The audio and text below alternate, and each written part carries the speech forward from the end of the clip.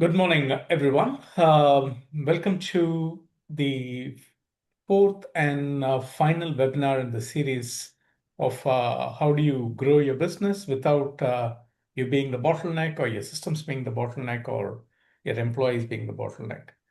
Now, in the previous episodes, we talked about how the founder or the owner can do things differently and what they should be looking at to be prevent from becoming the bottleneck for the business. In this specific webinar, we're going to be looking at from a delivery point of view, what are the things that are actually going to impact or are currently impacting your business effectiveness. So this is basically for founders or businesses that have got a team and who appear to be busy, but things don't get delivered, right? And what we are trying to do is basically we promise that by the end of this webinar, you should have clarity on what you should be doing differently or what systems you should be looking at, and then moving from there. So this is something that everyone says, right? I mean, if you're a growing business, you grow fast, you're the hero, and you do everything. You're the chairman to the coffee maker, and you know everything, and you do everything. But when you start growing and when you start bringing in a team, things start slipping behind, or you start losing control. And we did speak about how you can let go and so on and so forth in a previous webinar. But in this webinar, we're going to be looking at specifically on the delegation bottlenecks because it's your baby after all, and letting go of it is a big step forward. But if you actually let go without clarity, then it becomes a messy operation because you seem to do a lot of things people have got. You expect people to deliver, but nothing gets done. So, as I say, even a river needs to have banks. So, you can delegate, but ensure that you have the right kind of guardrails before you take your foot off the accelerator. So let's get into the webinar. So before we start, I just wanted to bring in three core psychological theories that underpin all this. Now, the first one is basically what we call as the self-efficacy theory. Now, this basically talks about how and why people will succeed, and when people will be happy to put the extra effort and believe that they are capable of succeeding when you as a owner or the leader don't doubt their capabilities. So that is step number one. And your team has already done it before. That is another thing. If you have done it before, it becomes easy for you to get things done. And the third bit is where it becomes interesting for, if you're moving from a growing phase where you're trying to let go. It's about not being a micromanager. So these three things, if you don't micromanage, if employees have the right kind of exposure and experience, and the leaders believe in their capability, people will succeed. This is called self-efficacy theory. Why am I talking about this? When we walk through the presentation, you will understand why. The second one is the psychological empowerment. Here, what we're saying is people will perform better if they know why they are doing what they are doing. We have heard a lot about purpose. A lot of people would have seen the video of Simon Sinek on purpose. So meaning plays a major role. And of course, you need to be competent. If you don't have the ability to do things, then you will not perform. And you'll have to have that grit and determination. And the last thing, but not the least one, is if generally we've seen this with a lot of organizations that we've worked with, where if employees can see the impact their role has on the bigger scheme of things, on helping the organization achieving its objectives, then suddenly it becomes a very powerful motivator and people start performing better. And the third one is role theory. And when this is basically where, if your employees don't know what they are doing, what is the direction that they are traveling, what are they expected to deliver, and where they can take a decision and where they can't, performance really suffers. Now, these are three core theories that I would, want you to remember, because all the issues from a delegation point of view ultimately points to one of these three things. Of course, there are other theories, but if you look at the macro picture, these three theories would help you understand why things drop between the gaps when you try and delegate. So what you're doing is basically when you're delegating, you're trying to reduce ambiguity. People know what you are asking them to do. You're expected to deliver this. Who owns this? What is the ownership? Where there are expectations, where they can take a decisions, where they can't, where are they empowered? uh, you provide them the right kind of training, you trust them to deliver, you have people in the right roles, and so on and so forth. So you can see these things are the fundamental influences of uh, the delegation dilemmas. Now, when we do things, there are two things that happen. One is basically an organization is a collection of people who use processes and systems to get things done. So these psychology frameworks talk about the people dimension, but there is also a process dimension, which we will talk about later. Now, I always start with this because it kind of grounds the whole argument and where we are going from. So if you started a business and if you obviously had a plan, or you could call it a strategy. Now, you could have been the sole founder, or you could have had co-founders, and uh, you started doing things as employees, right? But no business can survive without customers. So this was working very well till you really started growing. And then when you started recruiting people more and more, then things started getting complicated. For example, you know, where your employees are expected to deliver your processes, your sales, your support, everything to customers. And that is where the first gap comes in. And this is where we start looking at delegation from a delivery perspective.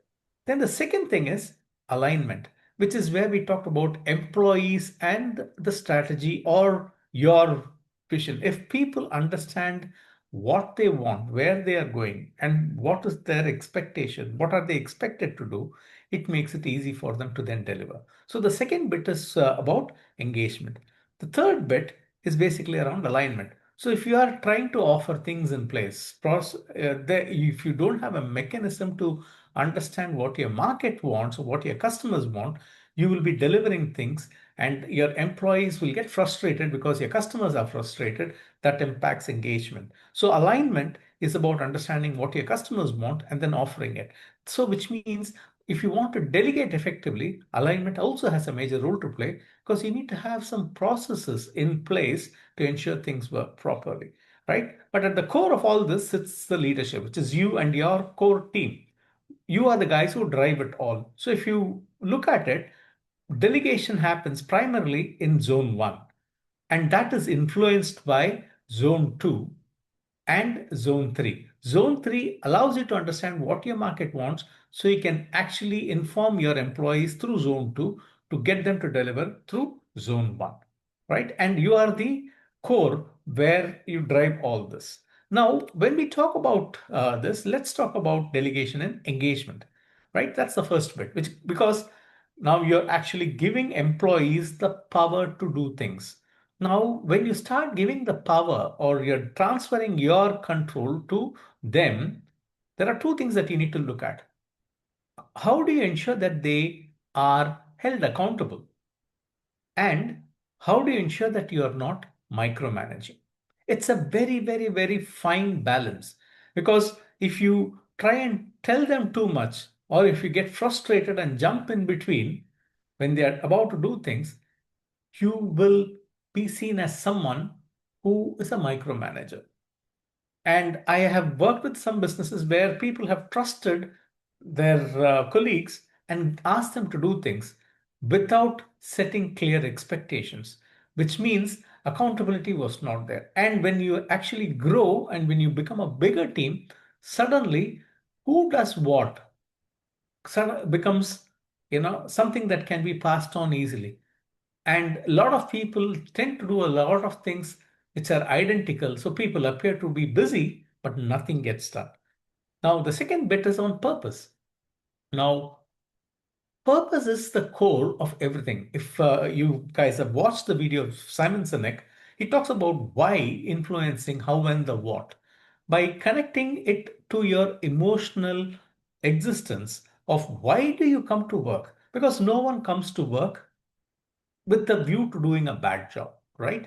So if you can actually help them understand why they are there and how their role contributes to the organization's improvement and what is it that is actually happening, it really impacts delegation in a very, very positive way. Now, the third bit is around communication. People say things without clearly expecting what to expect as the outcome. What do I mean by that? It's a clear, if I go and tell my team, I want it done at all costs, I want us to hit these targets. By saying that, I am leaving it open to interpretation. A sales guy of mine might say, okay, I have to work really hard, and he or she might work really hard. Another salesperson might think, you know what, my boss said I want it done at all costs. So I might have to probably give some discounts and I will get it done at all costs. So it all depends on the interpretation of your world and how others interpret it through their world. So to remove this ambiguity, you need to clearly explain what is it that you want and how that has got to be done. Now, when we look at it, there are three things that you could do. You generally, when I talk to businesses, when things don't work, they say, oh, you know what, my people are not great. Stop doing that. Stop doing that because it is not a people problem.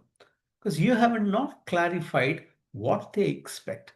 Step back and look at it from their perspective. Can you perform what you ask them to do with what knowledge they have without you giving them the right clarity and what they can do and can't do? If the answer is no, then it is not a people problem. It is a systems or a process problem.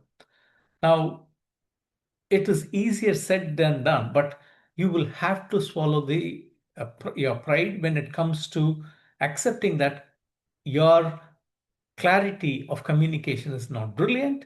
So you need to find a way to ensure that people understand where you're coming from. So when you help them understand where they're coming from and where you're coming from, and then show the value that they can add by them doing what they're expected to do, suddenly it becomes a much more interesting conversation. And generally, this is one simple thing that I always ask. When people say, oh, I've done this, with my team, I ask them, what do you mean by done? Is it actually, have you tested this? Have you done this? Have you worked out all this? Have you tried this? So we have a sheet which describes what done means. Similarly, you can come up with a sheet for projects. So when you're creating projects, when you're handing over responsibilities, clarify as much as you can as to what done means. And when that clarity emerges, when you co create it with your teams, suddenly everyone starts taking ownership. Now, I can give you an example where we did this in a very, very effective way. We started by helping a small hotel chain, which has got around 40 hotels and, I mean, restaurants, pubs in and around UK, Scotland, and Wales, by helping them build a common purpose. And we help them create it in a very, very, very simple language where they understand what it meant.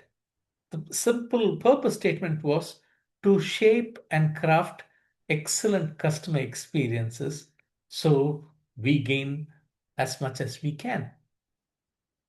Now, it looks very simple, but what they did was they then said, okay, what do you mean by great customer experience? They broke that into components. which is where, we spoke about alignment earlier. So that understanding of what the customer wants was then translated into what great customer experience meant. Then they also broke the word gain. What does gain mean?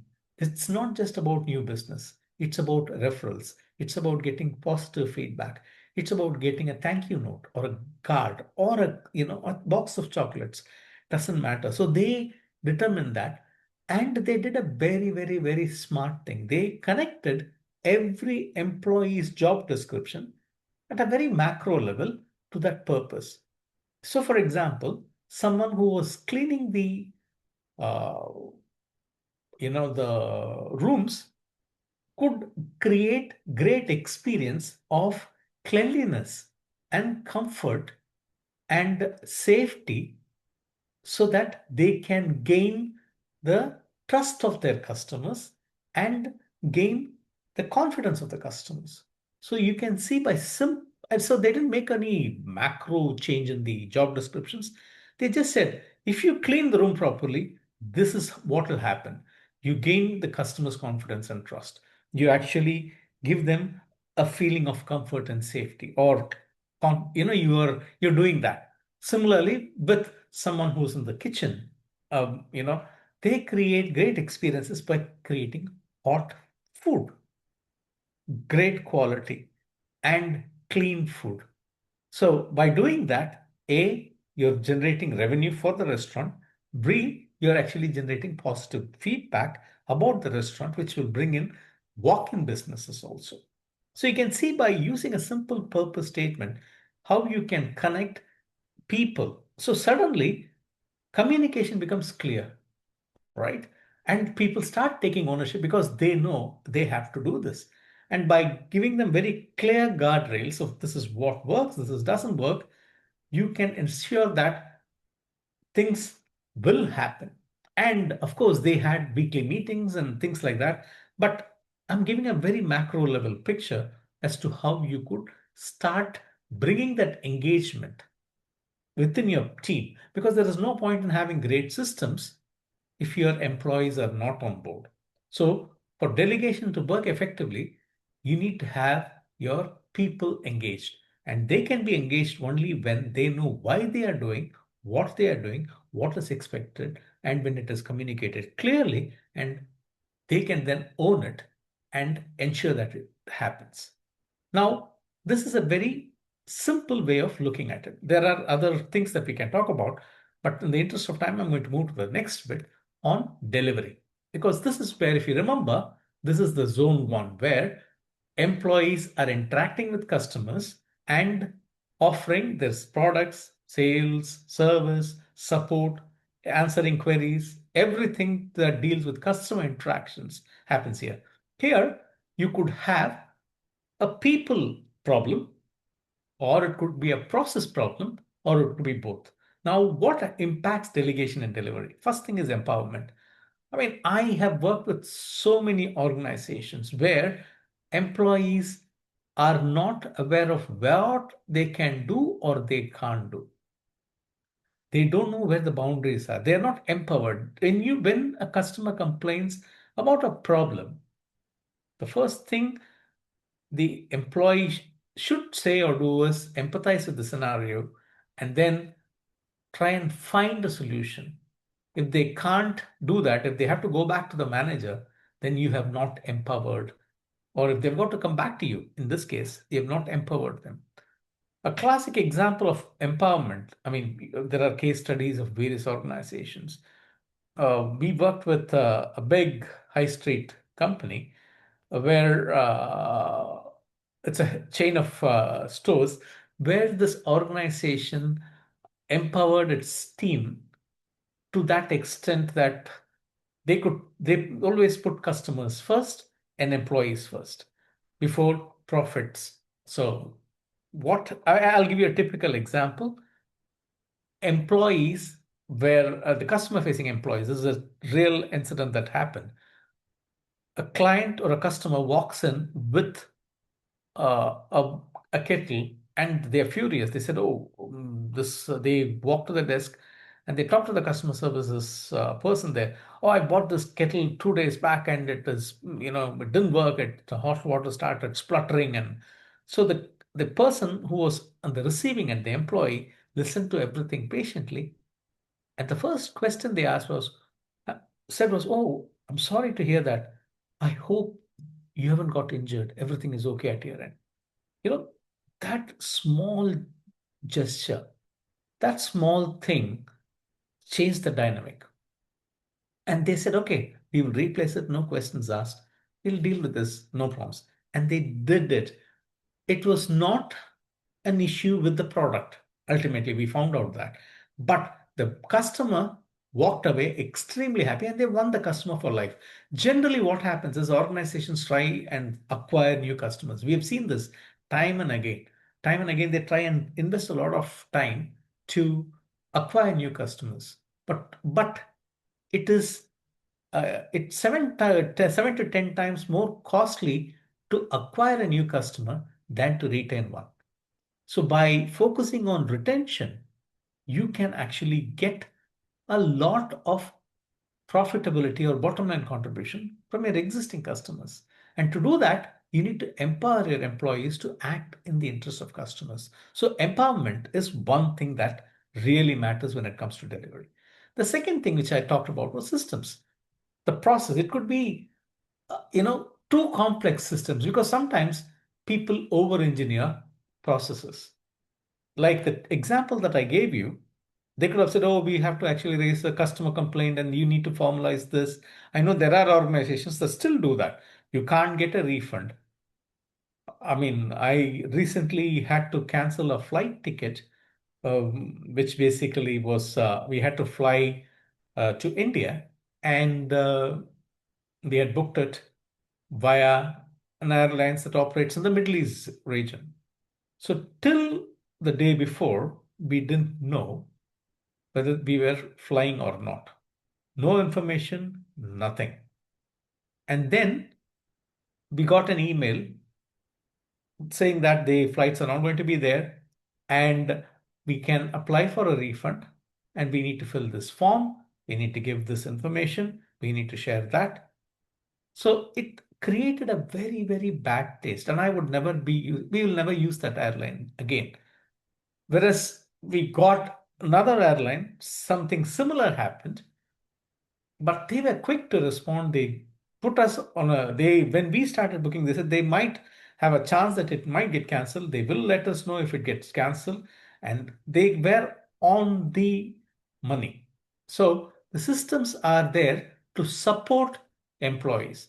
If systems are there to override or complicate things for your employees, it is going to impact your delegation and delivery aspect because your customers are going to get frustrated. Similarly, when it comes to sales, what are the systems and processes in place that you have to support a sales culture? Is it very arduous? Because I know salespeople have to fill a lot of forms, do a lot of things. So, where is the focus?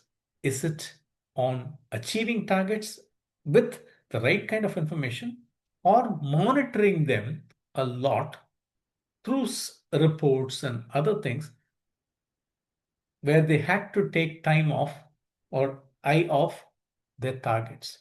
So systems play a macro role in your delegation and delivery mechanisms. And the third thing is about managing expectations. When I say managing expectations, I'm talking about managing expectations of what your employees can do and can't do. So it kind of ties in with empowerment, right? It makes it easier for an organization to give the clear boundaries of what you can offer and where you need to escalate. When you do that, it becomes easier for an employee to deliver because they know where the line is drawn in the sand. Three things that you could do: provide them freedom, but actually install guardrails. Look at your processes, look at your systems and see where time gets wasted. Try and remove them, at least one thing which can be removed. Can you remove one process, one step, so that the process smoothens? Of course, It takes time, but eventually it pays.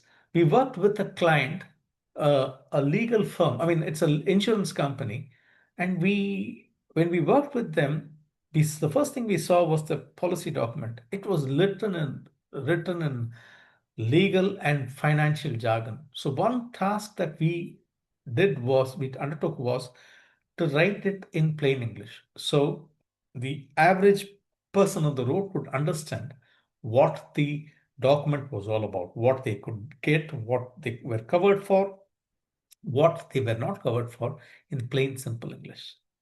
It changed how customers perceive them. It might not appear as something which is, of course, this is a support thing that you do. After someone takes a policy, they get a policy document. But when the document speaks very clearly, it wins hearts, it wins businesses. So you can do something similar to look at one thing, one piece of communication, one process, one step that actually can get you closer to your customers without causing friction. And it's also important that you train your team to actually tell the customers what is possible and what is not possible.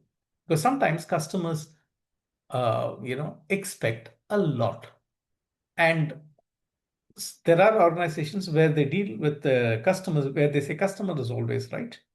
I know of organizations like Nordstrom, where you can go and give the shoe that you bought a few years back, still you get a refund, no questions asked. And there are organizations where they put employees first. So, but the thing is, it's about having that balance where you manage your customers' expectations by empowering your employees and making them feel valued and respected is where delegation works effectively. The third bit is about alignment. And this is where we talked about where understanding what your customers want. Now, people talk about collecting feedback. Now, feedback is basically something about it. When you talk about feedback, when I say the word feedback, it actually creates some kind of a negative connotation, right? You feel that I have to give something, say something good or bad about my experience. Why should it have to be that way? And when we actually ask for feedback, how many of us actually ask for what really went well? And we always try and find feedback as a mechanism to find what we can improve, right? So what we normally propagate is we call it as a feed forward. What are you expecting so that we can start building in systems and processes and start training my people, our people, your people to deliver on customers' expectations. So you need to actually start asking for feed forward rather than feedback from your customers. And when you do that, it also reveals the gap that exists within your organization.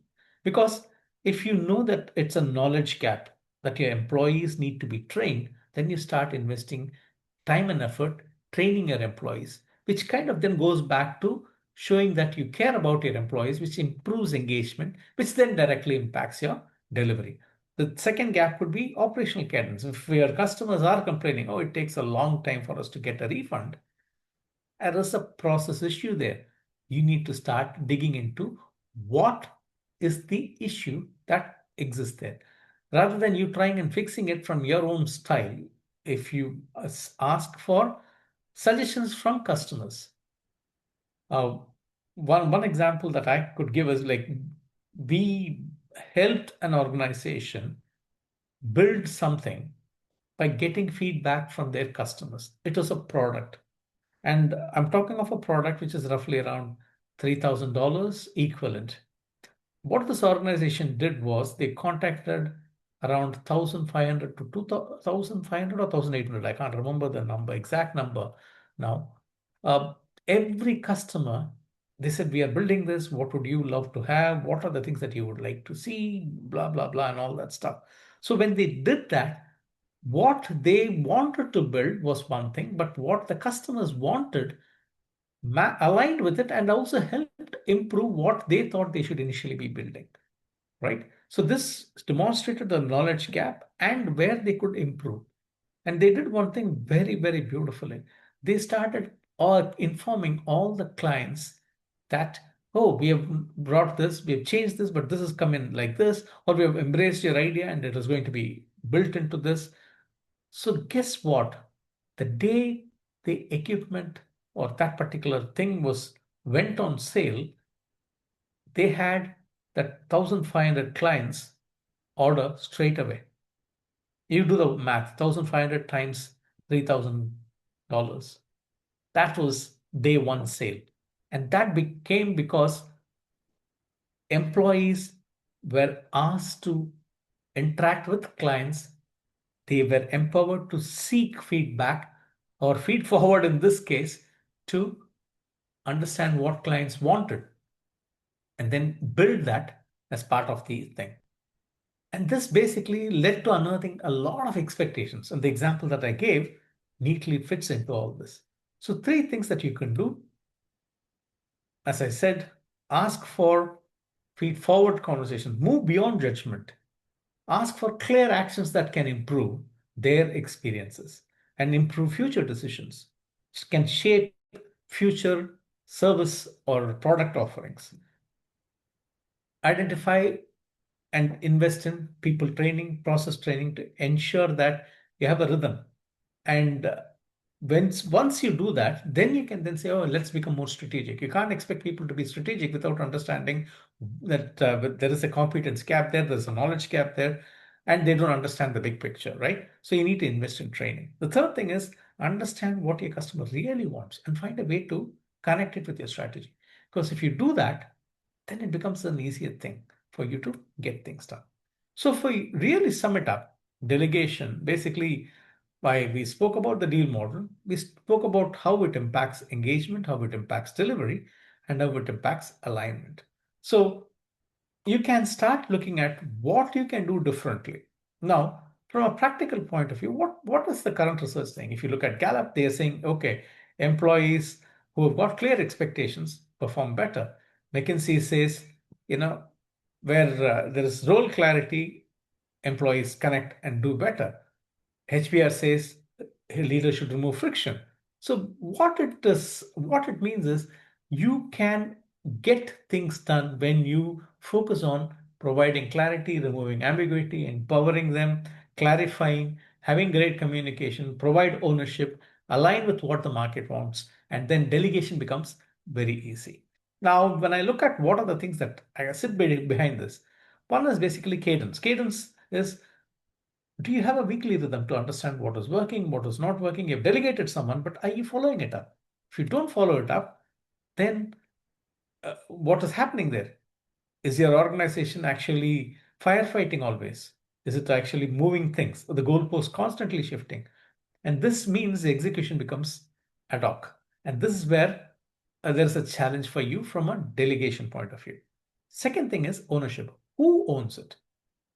Are you clear? Are your employees clear on what they're expected to do? And are they held accountable? How do you hold them accountable for what they're expected to deliver? And what are you doing to ensure that when you hand off responsibility, people understand what they want? If there is no clarity in this, then accountability is going to be weak.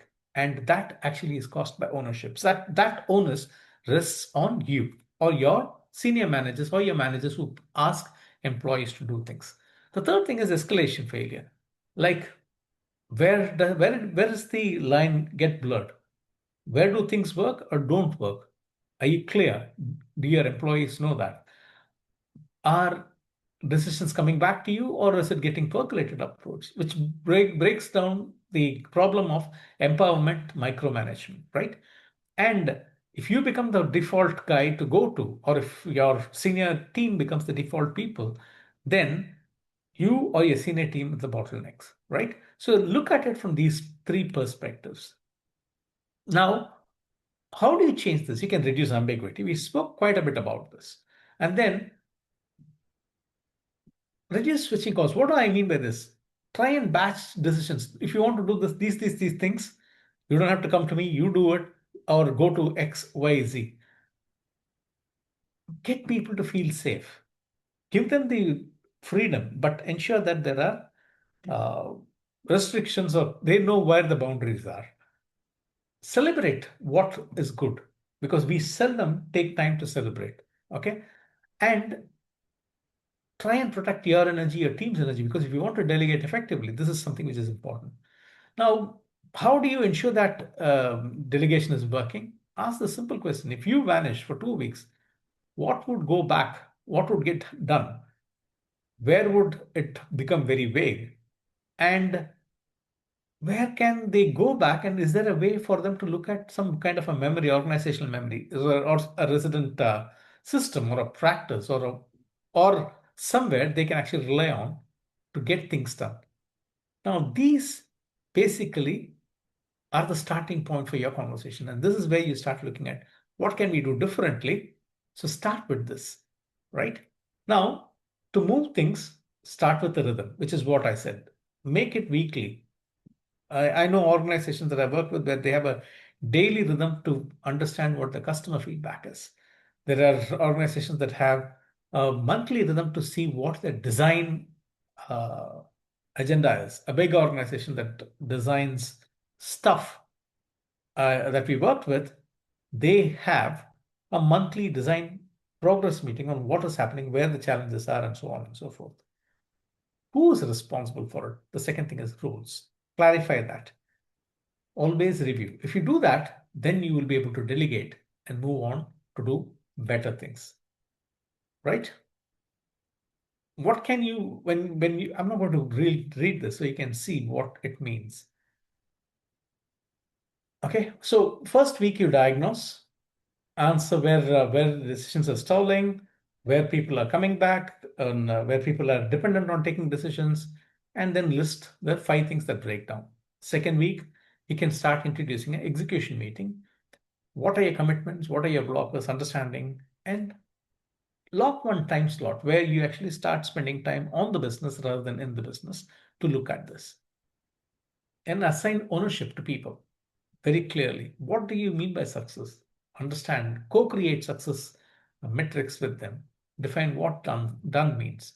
And then last thing you do is what teams can do and how they can operate independently. Define what needs their escalation or no escalation at all, and document all this. When you do this, straight away, you can start building a delegation thing. I'm actually putting it as 4 weeks, but you could do it in 4 days, if you know what I mean, right? So you can cancel. I mean, these are small things that you can do. You could cancel one meeting, which is causing, I'm not going to read this again. So again, if you need a presentation copy, happy to share this, but you can see that these are things that you can do very simply, right? So this you need to understand what is causing the friction. You need to clarify roles, empower them, install a rhythm, and then review if things are working or not working. And that way, you stop becoming the bottleneck of the business. You start delegating effectively. So next thing that I would suggest is if you have any questions, please feel free to ask me or get in touch. Happy to answer your questions. So I'm going to stop here, and any questions, please.